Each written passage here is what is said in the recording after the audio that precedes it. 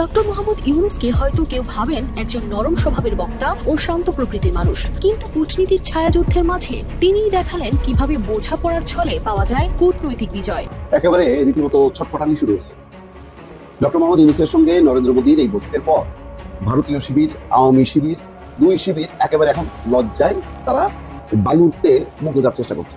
বাংলাদেশের কোন সরকার প্রধানের এত স্পষ্ট উচ্চারণ তিনি আগে কখনো শোনেননি। প্রফেসর ইউনূসকে ঠেকানোর সমস্ত চেষ্টা ব্যর্থ হয়ে যাচ্ছে। মোদী বুঝতে পারছেন সাদাসিধে এই মানুষটার প্রভাব বিশ্ব রাজনীতিতে তার চাইতে অনেক বেশি। তারা শুধু ভারতে গিয়ে ভারতের প্রধানমন্ত্রীর সাথে ছবি তুলেছে, তিস্তার কথা বলার সাহসটা পর্যন্ত করতে পারেনি। না, আমি তো মনে করি যে ডক্টর ইউনূস তো is a global asset. Sheikh Hasina একদিন তিনি ভেবেছিলেন ভারত তার পক্ষে চিরকাল থাকবে, তিনি আবার ক্ষমতার মসনদে ফিরবেন। কিন্তু রাজনীতি কোনো ব্যক্তি প্রেম নয়, এটি নিরেট পেশাদারিত্বের খেলা। আর এই খেলায় একটি পলকে সম্পর্ক বদলে যায়। শেখ হাসিনার জন্য বার্তা স্পষ্ট, গেম ওভার। আর ভারতের দরজা তার জন্য বন্ধ হয়ে গেছে। আবারও কূটনীতির চমক দেখালেন বাংলাদেশের অন্তর্বর্তী সরকারের প্রধান উপদেষ্টা ডক্টর মোহাম্মদ ইউনূস। আসসালামু আলাইকুম দর্শক, নতুন একটা নিউজে আপনাকে স্বাগতম। প্রিয় দর্শক, ডক্টর ইউনূসের কূটনৈতিক চালে কঠিনভাবে ধরা খেল নরেন্দ্র মোদী। হাসিনাকে ফেরত দিতে ভারতকে কঠিন চাপ দিল যুক্তরাষ্ট্র। অবশেষে আর শেষ রক্ষা হচ্ছে না হাসিনার। 7 দিনের মধ্যে বাংলাদেশের সাথে আলোচনায় বসে হাসিনাকে ফেরত দিতে নির্দেশ দিল জাতিসংঘ। এদিকে আওয়ামী লীগ শিবিরে প্রচন্ড হতাশা। হাসিনার ফাঁসির সাজার ভয়ে দিন পার করছে আওয়ামী লীগ নেতারা। ডক্টর ইউনূসের কূটনৈতিক চালে মোদীর ধরা খাওয়া হাসিনাকে দেশে এনে ফাঁসির রায় দেওয়ার ঘটনা ও প্রেক্ষাপট নিয়ে করা আমাদের আজকের ভিডিওটি অত্যন্ত গুরুত্বপূর্ণ। ভিডিওটি শুরু থেকে শেষ পর্যন্ত ধৈর্য সহকারে দেখে একটি লাইক দিয়ে সবাইকে শেয়ার করে দিন। আমাদের চ্যানেলে নতুন হলে চ্যানেলটি সাবস্ক্রাইব করে পাশে থাকা বেল আইকনে ক্লিক করে রাখুন। আমাদের ভিডিওটি আপনি বাংলাদেশের কোন জেলায় বসে দেখছেন বা শুনছেন সেটি অবশ্যই কমেন্ট বক্সে কমেন্ট করে জানিয়ে দিতে ভুলবেন না। বিশ্ব রাজনীতির মঞ্চে অনেকেই আছেন যারা গলা ফাটিয়ে আধিপত্য দেখাতে চান, শব্দের তেজে ঘোষণা করেন জয়। কিন্তু ইতিহাস বলে সব বিজয় মঞ্চের চিৎকারে আসে না, কিছু বিজয় আসে নিঃশব্দ কৌশলে কিংবা একটুখানি স্মিত হাসিতে। ডক্টর মোহাম্মদ ইউনূসকে হয়তো কেউ ভাবেন একজন নরম স্বভাবের বক্তা ও শান্ত প্রকৃতির মানুষ, কিন্তু কূটনীতির ছায়াযুদ্ধের মাঝে তিনিই দেখালেন কিভাবে বোঝাপড়ার ছলে পাওয়া যায় কূটনৈতিক বিজয়। অন্যদিকে ভারতের প্রধানমন্ত্রী নরেন্দ্র মোদী বিশ্বের অন্যতম কৌশলী ও প্রভাবশালী নেতা, যাকে ঘায়েল করার কল্পনাও অনেকের সাহসিক কুলোয় না। তার সাথেই এক বৈঠকে ডক্টর ইউনূস চালিয়ে দিলেন এমন এক নীরব চাল, যার ঘূর্ণিতেই যেন খেই হারিয়ে ফেললেন খোদ মোদী নিজেই। এ যেন সেই প্রবাদের বাস্তব চিত্র। ঘুঘু দেখেছ, কিন্তু ঘুঘুর ফাঁদ দেখনি। তবে এখানে কোনো ফাঁদ ছিল না, ছিল ধৈর্য, প্রজ্ঞা আর সুপরিকল্পিত কূটনীতি। আর সেই অদৃশ্য ফাঁদেই ধরা পড়ে গেলেন নরেন্দ্র মোদী। রাতের আকাশে চাঁদ ম্লান। দিল্লির 7 লোক কল্যাণ মার্গের একটি বারান্দায় দাঁড়িয়ে আছেন নরেন্দ্র মোদী।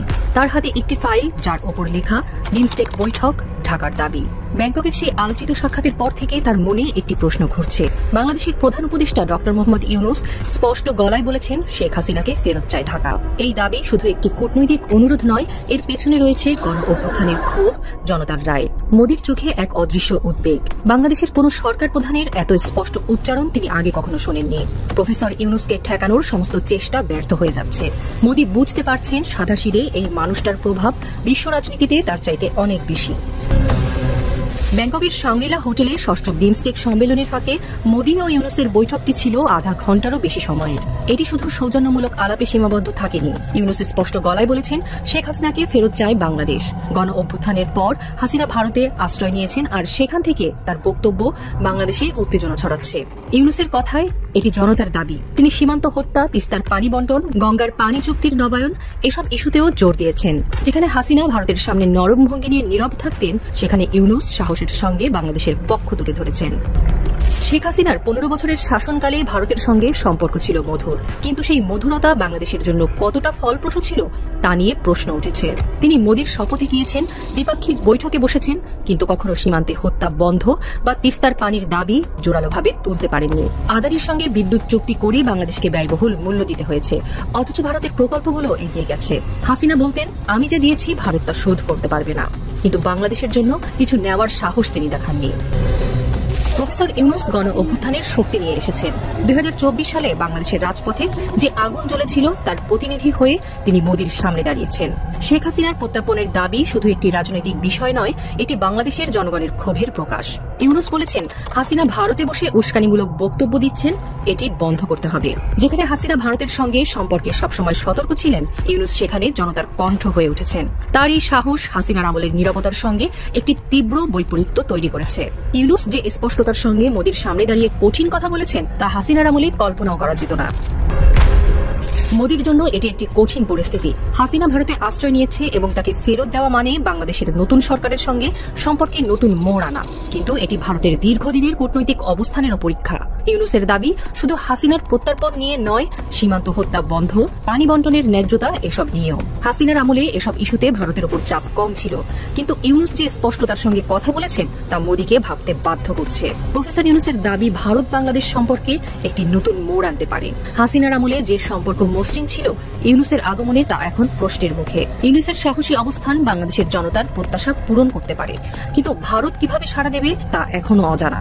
হাসিনাকে ফেরত দেওয়া কি ভারতের পক্ষে সম্ভব, নাকি এটি দুই দেশের মধ্যে আরো দূরত্ব তৈরি করবে? রাত আরো গাঢ় হয়েছে। মোদি জানালার কাছে দাঁড়িয়ে আছেন। খবরের কাগজটি এখনো টেবিলে পড়ে আছে। শেখ হাসিনাকে ফেরত চাইল ঢাকা, এই শিরোনাম তার মনে প্রতিধ্বনি তুলছে। ইউনূসের কথাগুলো যেন রাতের হাওয়ায় ভেসে বেড়াচ্ছে। হাসিনা যা বলতে পারেননি, ইউনূস তা বলে দিয়েছেন। কিন্তু এই সাহস কি ভারতকে বাধ্য করবে, নাকি একটি নতুন সংকটের জন্ম দেবে? ভারতের নিজের স্বার্থে বাংলাদেশকে একতরফাভাবে ব্যবহারের সমস্ত আধারের দিন ফুরিয়ে গেছে। আকাশে তারারা জানান দিচ্ছে বাংলাদেশ। প্রফেসর ইউনূস ঠিক এভাবেই মোদি বাংলাদেশ বিরোধী শক্তির সামনে জ্বলছেন। না, আমি তো মনে করি যে ডক্টর ইউনূস তো ইজ দ্য গ্লোবাল অ্যাসেট, এবং উনি গ্লোবাল পার্সোনালিটি যে কয়জন আছেন ওনাদের মধ্যে উনি একজন সিগনিফিকেন্ট মানুষ, মানে যত মানুষ আছেন। তো আই এম শিওর যে ইন্ডিয়া আর বাংলাদেশের যেই দ্বিপাক্ষিক আলোচনা হলো বা যেই আলোচনাই হলো, আমি পজিটিভলি ধরি, আমি পজিটিভলি দেখি, এবং আমি মনে করি যে এই দুই হেড অফ স্টেটের যে আলাপ আমাদের দেশের জন্য ভালো কিছুই নিয়ে আসবে। আর বেশ কয়েকটা গুরুত্বপূর্ণ ব্যাপারেই আলাপ হয়েছে দেখলাম আমরা। তো আমি যে কোনো ধরনের এই ধরনের আন্তর্জাতিক ক্ষেত্রে যে দ্বিপাক্ষিক আলোচনা আমি পজিটিভভাবেই দেখি। দেখুন, আমি মনে করি আমরা আগেও যে বলে আসছি, এখনই তাই বলে আসছি, এই ইউনূস সাহেবের সরকার একটা বিপ্লবের সরকার, গণঅভ্যুত্থানের সরকার। এটা জনগণের ভোট দ্বারা নির্বাচিত সরকার না, তবে জনগণের সরকার। এবং আমরা সবাই এই সরকার যাতে ফেইল না করে, এবং এই সরকারের পাশে দাঁড়ানোর অঙ্গীকার আমাদের প্রথম দিন থেকেই। এবং আমরা প্রথম দিন থেকেই বলে আসছি যে সংস্কার প্রয়োজন, তবে বড় সংস্কারগুলি আমি মনে করি যাতে করে জনগণের প্রতিনিধি যারা, তাদের মাধ্যমেই হয়। তো আমরা সেভাবেই ইউনূস সাহেবকে সাহায্য করে যাচ্ছি বা তার পাশে আছি। ব্যাংককের রাত নিঝুম। আকাশে তারারা যেন নিঃশব্দে একটি গোপন রহস্যের সাক্ষী হয়ে দাঁড়িয়ে আছে। দূরে বিমস্টেক সম্মেলনের আলো ঝিকমিক করছে, কিন্তু শহরের একটি অন্ধকার কক্ষে যে খেলা চলছে তা বিশ্ব রাজনীতির মানচিত্র বদলে দিতে পারে। দরজার ওপারে দুটি চোখ একে অপরের দিকে তাকিয়ে। একজন ভারতের ক্ষমতাধর প্রধানমন্ত্রী নরেন্দ্র মোদী, যার হাতে দক্ষিণ এশিয়ার ভাগ্য ঝুলছে। অপরজন বাংলাদেশের প্রধান উপদেষ্টা ডক্টর মোহাম্মদ ইউনূস, যিনি একদিন অসম্মানের শিকার হয়েছিলেন, কিন্তু আজ তিনি একটি জাতির আশার প্রতীক। এই মিলনের পেছনে একটি নাম অদৃশ্য ছায়ার মতো ঘুরছে, শেখ হাসিনা। একদিন তিনি ভেবেছিলেন ভারত তার পক্ষে চিরকাল থাকবে। তার আওয়ামী লীগের স্বপ্ন ছিল অটুট। ভারতের সমর্থনে তিনি আবার ক্ষমতার মসনদে ফিরবেন। কিন্তু রাজনীতি কোনো ব্যক্তি প্রেম নয়, এটি নিরেট পেশাদারিত্বের খেলা। আর এই খেলায় একটি পলকে সম্পর্ক বদলে যায়। ব্যাংককের এই গোপন কক্ষে যে ফুটেজ ধরা পড়েছে তা যেন সেই কথার জীবন্ত প্রমাণ। শেখ হাসিনার জন্য বার্তা স্পষ্ট, গেম ওভার। তার নির্বাসনের দিনগুলো এখন শুধু সময়ের অপেক্ষা, আর ভারতের দরজা তার জন্য বন্ধ হয়ে গেছে। এই রাতে একটি নতুন জোটের জন্ম হচ্ছে, আর পুরনো মিত্রতার সমাধি তৈরি হচ্ছে। ব্যাংককের বিমস্টেক সম্মেলনের সাইডলাইনে মোদি ও ইউনূসের এই দ্বিপাক্ষিক বৈঠক কেবল কূটনৈতিক আলাপ নয়, এটি ছিল একটি রাজনৈতিক থ্রিলারের প্রথম দৃশ্য। প্রধান উপদেষ্টার প্রেস সচিব শফিকুল আলম ফেসবুকে এই বৈঠকের বিস্তারিত তুলে ধরে লিখেছেন, মোদি ডক্টর ইউনূসের প্রতি গভীর শ্রদ্ধা প্রকাশ করেছেন, তার কাজের প্রশংসা করেছেন, কিন্তু আলোচনার একটি মুহূর্ত সবাইকে চমকে দিয়েছে। মোদি বলেছেন, শেখ হাসিনার আমলে আমরা আপনার প্রতি তার অসম্মানজনক আচরণ দেখেছি। ভারত এটি পছন্দ করেনি। আমরা আপনাকে সবসময় সম্মান জানিয়েছি। এই কথা শুধু একটি মন্তব্য নয়, এটি একটি ঘোষণা। হাসিনা আর আওয়ামী লীগ যে ভেবেছিল ভারত তাদের পক্ষে চিরকাল থাকবে, সেই ভ্রম ভেঙে গেছে। সম্পর্ক বদলে গেল একটি পলকে। এই বৈঠক যেন সেই কথার জীবন্ত প্রমাণ। মোদি স্পষ্ট করে দিয়েছেন, ভারতের সম্পর্ক বাংলাদেশের জনগণের সঙ্গে, কোনো একক দল বা ব্যক্তির সঙ্গে নয়। শেখ হাসিনার শাসনামলে ডক্টর ইউনূসের প্রতি যে আচরণ করা হয়েছিল তা বাংলাদেশের রাজনৈতিক ইতিহাসে একটি অন্ধকার দাগ। গ্রামীণ ব্যাংক থেকে তাকে জোর করে সরিয়ে দেওয়া, তার বিরুদ্ধে মিথ্যা মামলা, তার কাজকে হেয় করার চেষ্টা, এসব ছিল হাসিনার ক্ষমতার অহংকার। কিন্তু বৈঠকে যখন ডক্টর ইউনূস এই প্রতারণার কথা তুলে ধরেন, মোদির প্রতিক্রিয়া ছিল তীক্ষ্ণ। শফিকুল আলম লিখেছেন, মোদি হাসিনার আচরণে অসন্তুষ্টি প্রকাশ করেছেন। এমনকি প্রেস সচিবের পোস্টে একটি ভবিষ্যৎবাণীও রয়েছে, হাসিনাকে একদিন ঢাকায় ফিরিয়ে আনা হবে, আমরা একদিন শতাব্দীর সেরা বিচার দেখব।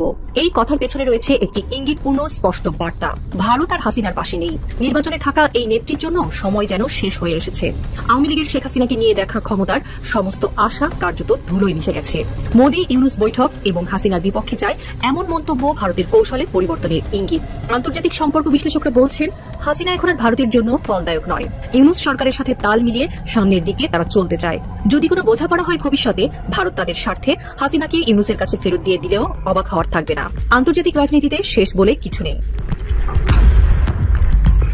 মোদি বৈঠকে বারবার বলেছেন, ভারত বাংলাদেশের জনগণের সঙ্গে সম্পর্ক চায়। এটি একটি কৌশলগত পদক্ষেপ। অতীতে হাসিনার আওয়ামী লীগের সঙ্গে ভারতের ঘনিষ্ঠতা থাকলেও বাংলাদেশের নতুন রাজনৈতিক বাস্তবতায় ভারত তার অবস্থান বদলাচ্ছে। ডক্টর ইউনূসও বলেছেন, আমরা ভারতের সঙ্গে সর্বোত্তম সম্পর্ক চাই, ন্যায়, সমতা আর পারস্পরিক শ্রদ্ধার ভিত্তিতে। এই বৈঠকের মাধ্যমে ভারত যেন ডক্টর ইউনূসের নেতৃত্বকে স্বীকৃতি দিয়েছে। একদিন যিনি হাসিনার রোষের শিকার হয়েছিলেন, আজ তিনি বাংলাদেশের প্রধান উপদেষ্টা হিসেবে বিশ্ব মঞ্চে সম্মান পাচ্ছেন। এটি শুধু তার ব্যক্তিগত জয় নয়, বাংলাদেশের জনগণের জয়। হাসিনার আমলে ডক্টর ইউনূসের উপর যে অত্যাচার হয়েছে তা বাংলাদেশের মানুষের মনে গেঁথে আছে।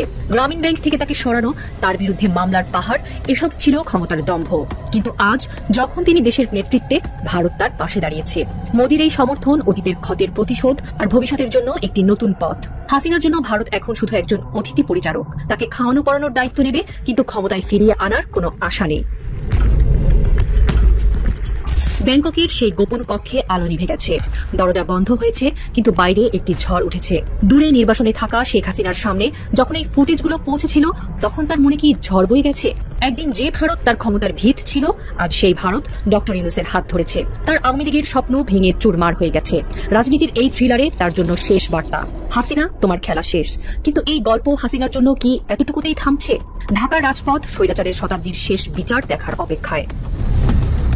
দরজার ওপারে অন্ধকার গাঢ় হচ্ছে, বাইরে একটি ছায়া নড়ে উঠল।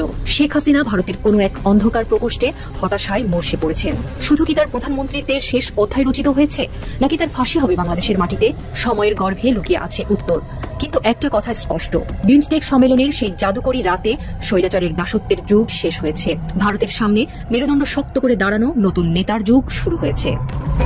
আবারও কূটনীতির চমক দেখালেন বাংলাদেশের অন্তর্বর্তী সরকারের প্রধান উপদেষ্টা ডক্টর মোহাম্মদ ইউনূস। ক্ষমতাচ্যুত আওয়ামী লীগের শাসনামলে নানা দ্বিপাক্ষিক চুক্তি, চীনের মধ্যস্থতা ও আন্তর্জাতিক চাপে রোহিঙ্গাদের ফেরত পাঠানোর ইস্যুতে কাজের কাজ কিছুই হয়নি। অথচ হঠাৎ করেই বদলে গেল দৃশ্যপট। মিয়ানমারের উপপ্রধানমন্ত্রীর মুখে প্রথমবারের মতো স্বীকৃতি এলো বাংলাদেশে আশ্রয় নেয়া 1,80,000 রোহিঙ্গা মিয়ানমারের নাগরিক। তাদের দেশে ফিরিয়ে নেয়ার উপযুক্ত মনে করা হচ্ছে। প্রশ্ন উঠেছে, এতদিন পর কি ঘটল যে মিয়ানমার হঠাৎ এই স্বীকৃতি দিল? সাবেক সরকার যেখানে বারংবার ব্যর্থ, সেখানে ডক্টর ইউনূস কিভাবে ঘটালেন এমন অগ্রগতি?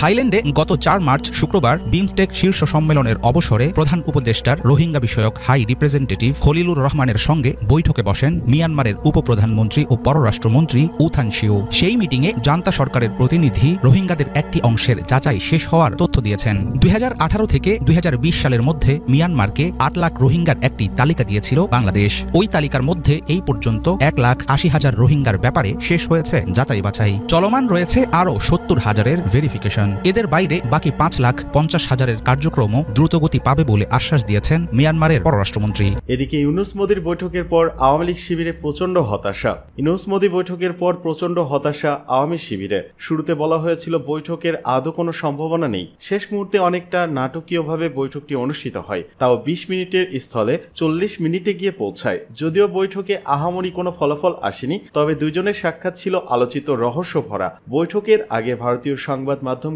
এক নাগারে বলে আসছিল মোদির সঙ্গে ইউনূসের বৈঠক হওয়ার সম্ভাবনা নেই। এমনকি নরেন্দ্র মোদী নিজে যে টুইট করেছিলেন তাতেও বৈঠক সম্পর্কে কোনো আভাস ইঙ্গিত ছিল না। প্রফেসর ইউনূসের চীন সফর এবং 7 সিস্টার্স নিয়ে তার খোলামেলা বক্তব্য নতুন মেরুকরণ তৈরি করে। ভারত প্রকাশ্যই হতাশা ব্যক্ত করে। এসব কারণে বৈঠকটি অনিশ্চিত হয়ে পড়ে গেল। কিন্তু কিভাবে এলো এই বৈঠক? শুধু কি ভারতীয় হাইকমিশন বলল আর বৈঠকটি হয়ে গেল? তা কিন্তু নয়। যতটুকু শোনা যাচ্ছে, একটি তৃতীয় পক্ষের আগ্রহী সোফা বৈঠকে রাজি হয় ভারত। এই পক্ষটা কে বা কারা তা জানা সম্ভব হয়নি। যাই হোক, বৈঠকের আলোচ্য বিষয় নিয়েও কূটনৈতিক মহলে জোর আলোচনা চলছে। বলা হচ্ছে, ভারত বিশ্বাসই করতে পারেনি প্রফেসর ইউনূস এভাবে শেখ হাসিনার প্রত্যর্পণ চেয়ে বসবেন মুখোমুখি অবস্থান থেকে। তারা ভেবেছিল শেখ হাসিনার প্রত্যর্পণ চেয়ে বাংলাদেশের তরফে যে কূটনৈতিক চিঠি পাঠানো হয়েছে তাই যথেষ্ট। নরেন্দ্র মোদীর সামনে বসে প্রফেসর ইউনূস সরাসরি তার প্রত্যর্পণ চাইবেন না, কিন্তু বাস্তবে তাই ঘটেছে। হাজার হাজার আওয়ামী লীগের নেতাকর্মী এখন ভারতে, অনেকেই পালিয়ে বেড়াচ্ছেন, কেউ কেউ ম্যানেজ করে থাকার চেষ্টা করছেন। এর মধ্যে নতুন এক খেলা শুরু হয়েছে। বাড়ি ঘরে দেওয়া হচ্ছে আগুন, যা দেশের গণতন্ত্রের জন্য সহায়ক নয়, স্থিতির জন্য অনুকূল নয়। কারা এই খেলায় মেতেছে তদন্ত হওয়া দরকার। এ নিয়ে নানা গল্প চালু আছে। ভারতে যারা পালিয়ে আছেন তাদের মধ্যেই অনেকেই রাজনৈতিক আশ্রয় চেয়েছেন, অনেকে আবার অপেক্ষায় আছেন। পরিস্থিতি যদি পাল্টায় অথবা যদি দ্রুত নির্বাচন হয় তাহলে হয়তো ফিরে আসার সম্ভাবনা সৃষ্টি হতে পারে।